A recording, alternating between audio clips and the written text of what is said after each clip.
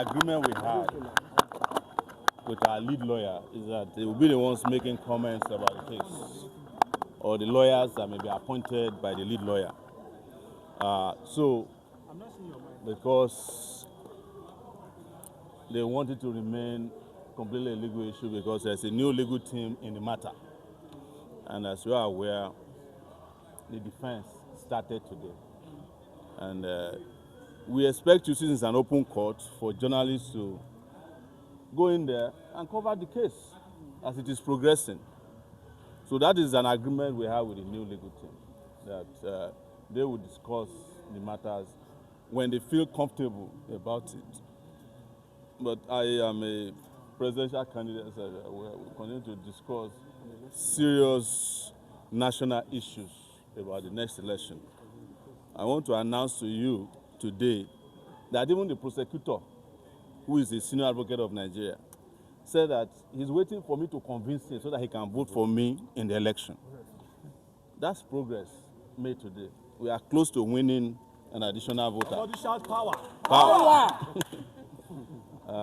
This is an attempt to clear himself of bias. So that's what we have to say about the case. I know that you have said that the legal team will speak to us, but just to follow their decision to speak or not to speak is entirely theirs. Yes. Because we have a new legal team, yes. Okay, but since you can address the issues, are you confident in your submissions, your applications to the court? And the lawyers did the submission and application, and I want to urge you, it's an open court. Walk in there and cover the case. That's what journalists do, right? Most of you are experienced at this. Just cover the case. Make your informed judgment about what the lawyers are doing in court. We opened our defense today. It was a blockbuster.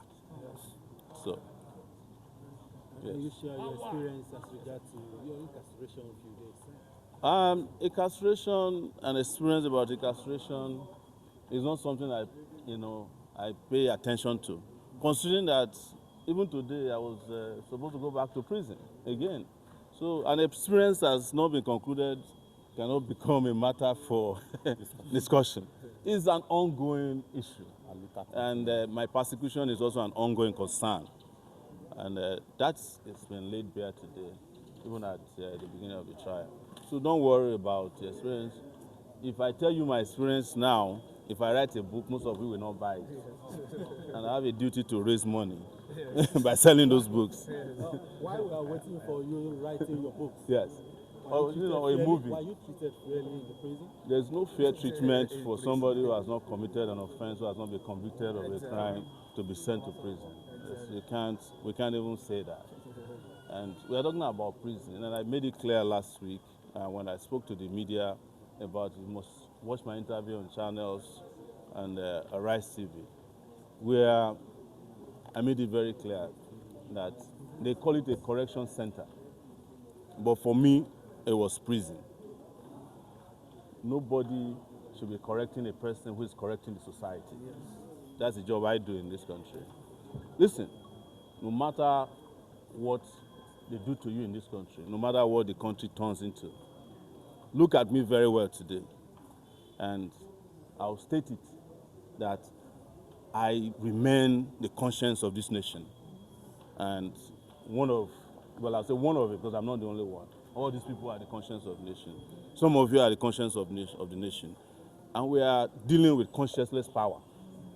But when conscienceless power meets, powerful conscience, it collapses. That's what I need to tell you. I'm not appearing here because I committed any crime. I'm in court and I'm being persecuted because I decide to stand up to be counted on the side of right in this country. And that I will never be part of the people who will steal your money. That I will never be part of the people who will murder somebody because he doesn't agree with me.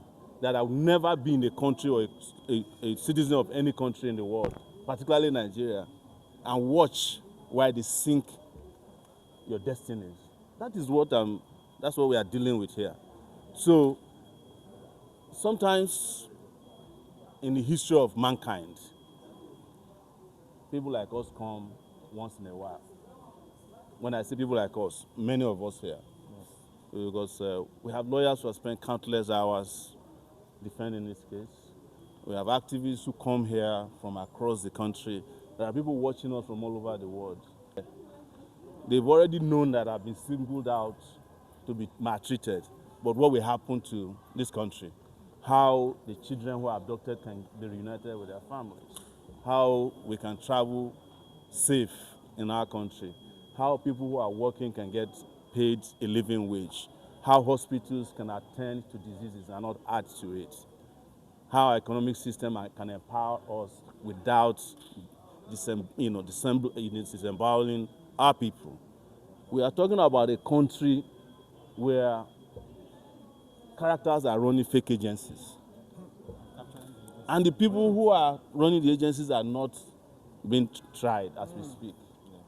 I'm not talking about the guy who started. I'm talking about the people who he was paying money to, who are putting him in their budget. So you are living in that country. So you must, regardless of the hardship, we must resist the urge to be silent. I can't even imagine it, you know. And sometimes I honestly wish that Nigerians understand the power that they have. But it's not my job to force you to exercise your power. But it's my own duty to force myself to exercise my own powers to the best of my ability and regardless of the risks that are involved in it. So you can trust that one, regardless of how many times I'm sent to prison, you know. And one thing was clear today also. It is about how to make SOWORE not talk. That's the whole thing. It's like, my Lord, can you make sure he doesn't talk? The judge had to say, I did not give an order that he should not talk. But it's all about, if you go to court today, those of you are there, I have already spoken about it. The chief of staff is a member of a gang of thieves.